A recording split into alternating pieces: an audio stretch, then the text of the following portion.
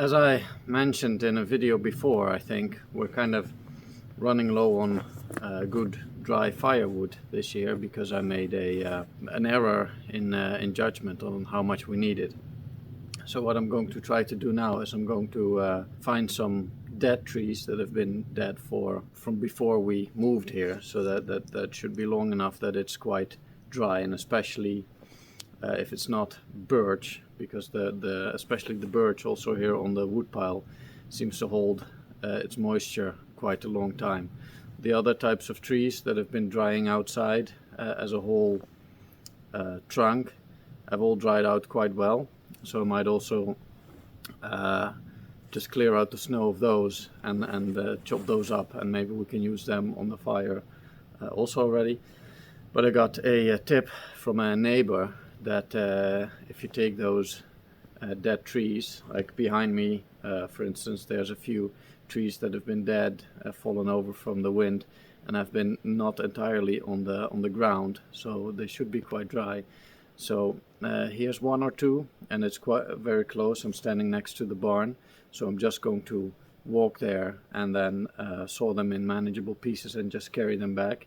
And then a bit further down the road there are quite a few, so that I would have to go there with the quad and then just take them back that way. That's not our forest, and down the road, of course, that's also not our forest. It's from a big logging company, but yeah, it's wind-blown, fallen over trees. They're not going to be interested in that.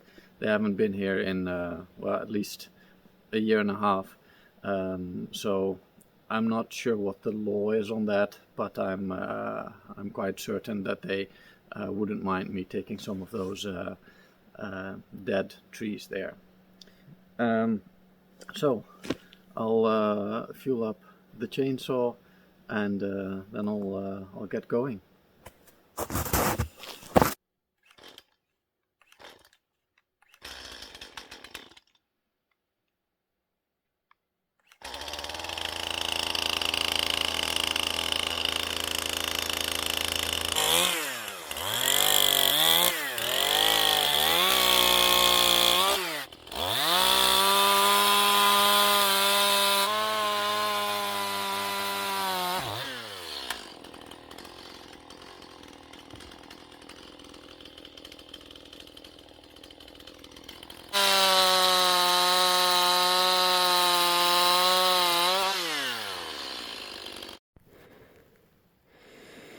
So I'm not too convinced about this one. Looks quite wet actually.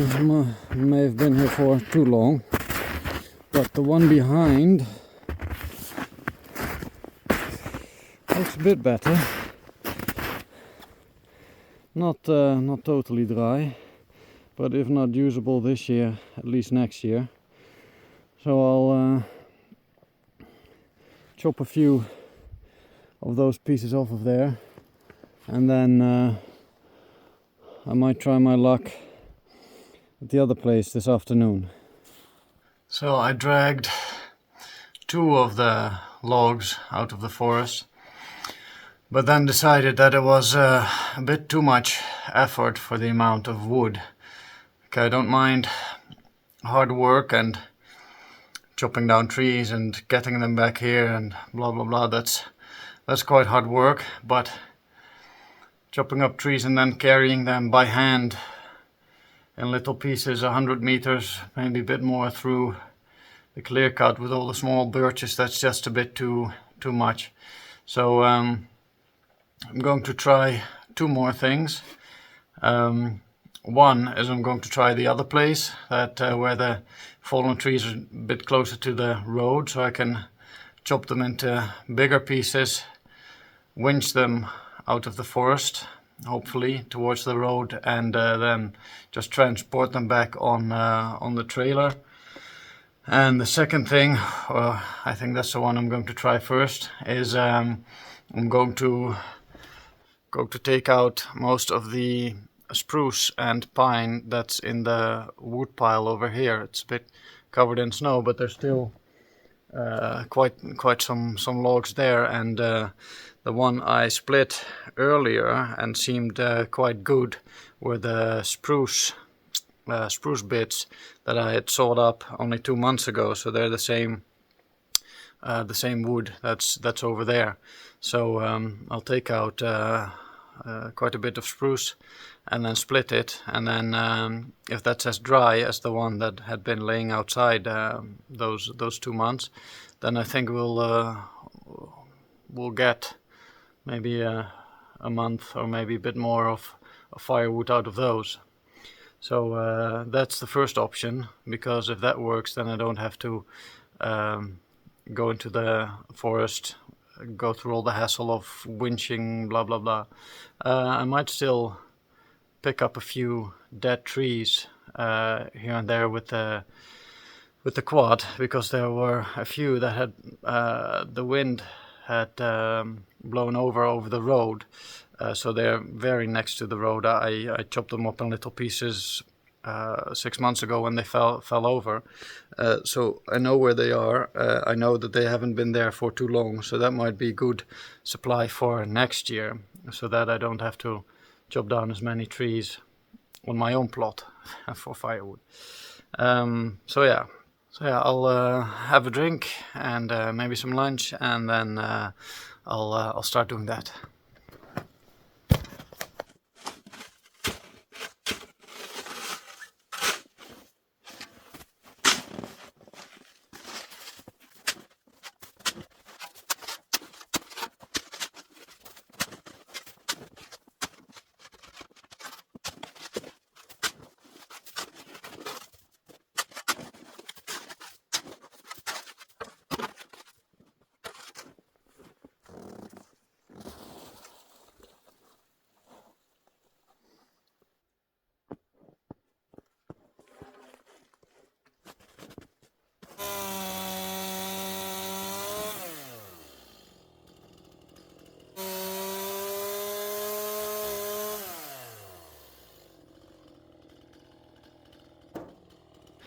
So normally I'd use that circular saw that's over there, but it's not very accessible, even though with some effort I think it could be, but the power comes all the way from the power box over there, and it's the power cable's quite heavy, and so it takes some effort getting that hooked up. So first just split the few logs, see if it's worth it, and then I can spend a bit more time picking out the logs. It's also quite a lot of work because the snow is we had some thaw and then it froze again, so the snow is quite caked on there and heavy, so it's probably worthwhile doing a few test pieces first, see if it's worth it. Also decided to start the process of warranty, getting my money back or getting another wood splitter, because at first I thought it was just some quirks and me having to get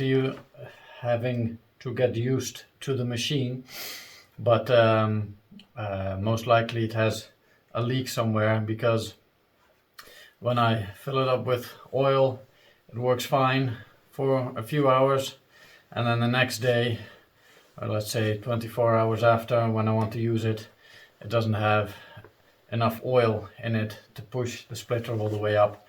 So I don't want to put it back in the car and go all the way back to the big city, to the department store where I bought it. So hopefully there's some other way to arrange that. But for now, for these few logs, I'll just split them by hand. I've done a few, it seems hit and miss. I'll do some of the big ones in a while as well. My suspicion is that the big ones are still quite wet and the smaller ones seem kind of dry. So I'll split them. I'll put them inside for a few days so that the worst surface moisture, the snow, can dry up, and then try them in the fire. My suspicion is that they would, most of them would work quite well, because it's been drying out there for about a year, and it seems like with these spruce, especially these small spruce trees, they seem to dry quite well outside. So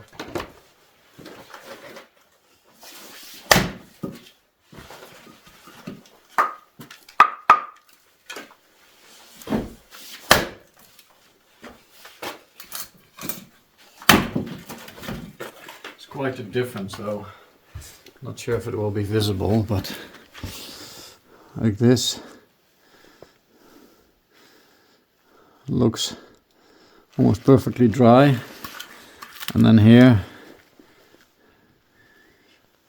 you can see on the outside here something that seems more like a darker wood. You also see it on the end grain, I suppose. So this is the dry one. There's some wetness around the sides, but I think that it's just some snow. And then here you can see it's a lot darker, just some moisture that's a lot deeper in the wood. So that's what I mean with hit and miss.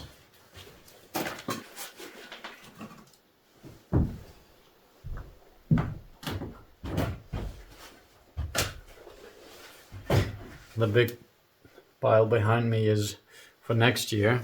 That's the area that I've designated for next year. So up to about that high, that board over there. So that's probably 150, 160 high, and then this area I want to fill up. I think that's about 12 to 15 square meters. So then when I pile it that high, should get close to 18 to 20 cubic meters of wood, loose firewood. So that should be plenty. And then hopefully after next winter we'll have used, I'd say, 10 cubic meters, and then it's much easier for the years after to get ready for winter. Then I'll just know, okay, this was 10 cubic meters, so if we have 12 every year, then we should be fine if it's a harsher, colder winter, for example. So that's the plan for this winter. It's just going to be improvising a bit, and otherwise slightly higher power bill, but I got the power bill for December, and we had some cold days, but it wasn't a super harsh winter month, and that was about 1,800 crowns all inclusive, so let's say 150 euros, and that's still less than what we paid to heat our house and cook and shower and all that kind of stuff in our house in the Netherlands. It's a small house. We have kind of a smart heating system, which isn't very fancy. It's just a few electric heaters hooked up to thermometers in every room, so that we don't unnecessarily heat up a room which we aren't in. So it's no panic if we can't heat the house with firewood, but I just think it saves some money. We have quite a bit of firewood here, and it's a lot more cozy, a lot more music, as they say here. So we won't break the bank having to use more electricity for heating. But for years after, I would prefer to be able to have the option anyway. So, I think that's it for now. I don't think I'm going to check out the other trees because my suspicion is that it's going to be the same as the ones over here, that they're going to be fine with some drying for the year after, but not for this year. So I'll just do that in 1 or 2 months when I start the process of getting the firewood ready for next winter.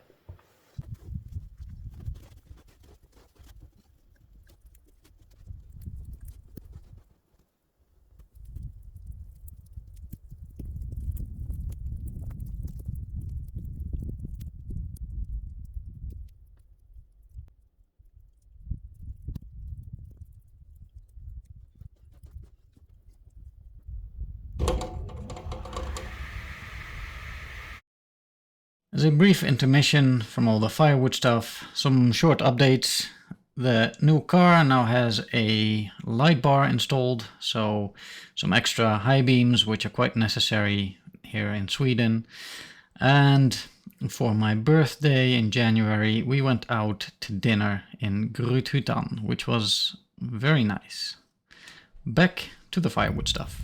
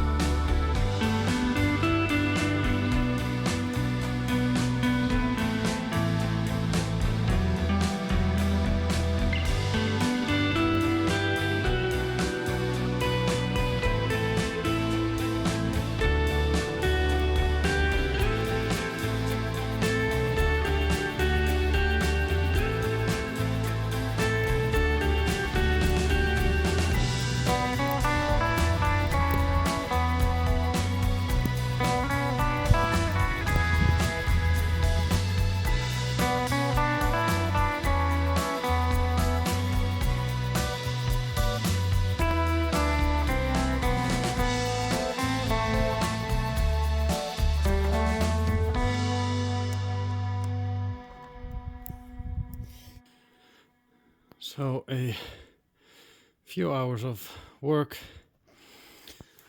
and enough ready to split tomorrow or in the next coming days. Made quite a dent, or not quite a dent. It's starting to get dark, so it's quitting time. Made a bit of a dent in the wood pile.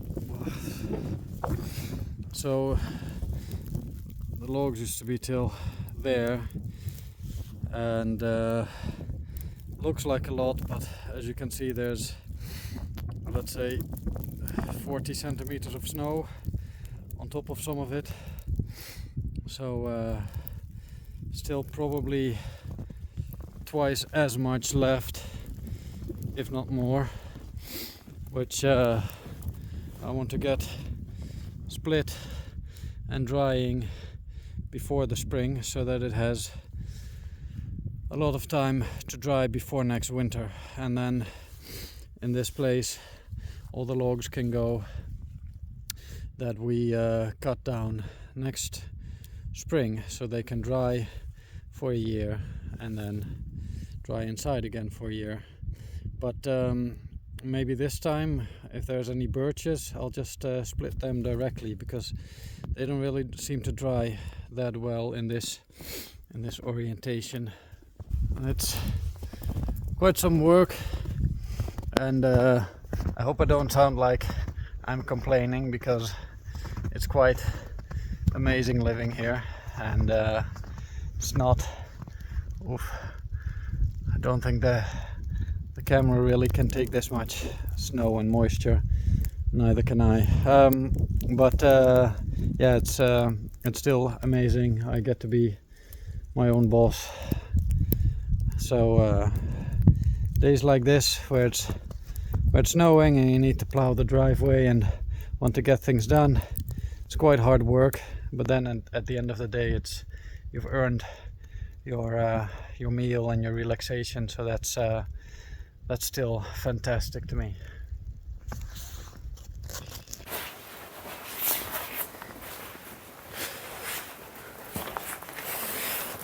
So the wood splitter that I bought about 2 weeks ago has been returned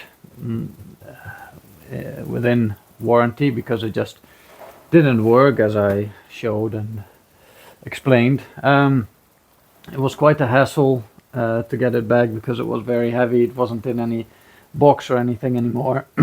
So we had to use the trailer to take it all the way back to Karlstad, about an hour and a half from here.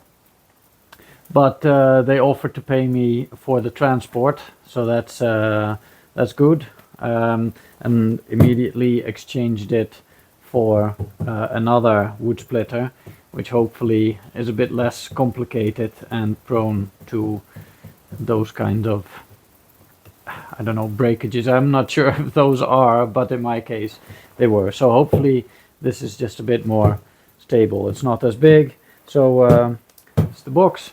I'll just get to work, and we can cut to when it's done.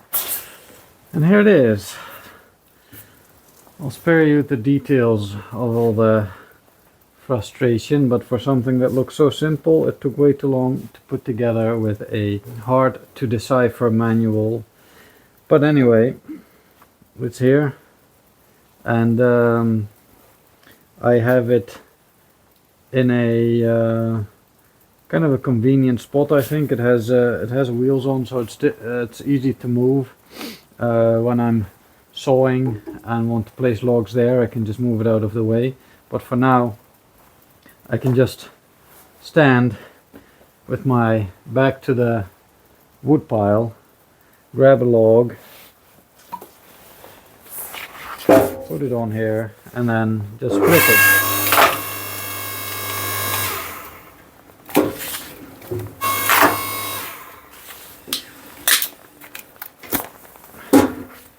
It came with an entire cage construction around it, which I think for safety is better, but for anti-frustration it's not better. So I left it off, so it's much easier and quicker to work with, and we'll see how it goes. I might just wear safety goggles or I'm standing a bit here, so if something splinters, it will fly that way. So I'm not too worried. That worked straight out of the box. Hey, hey, Chunky.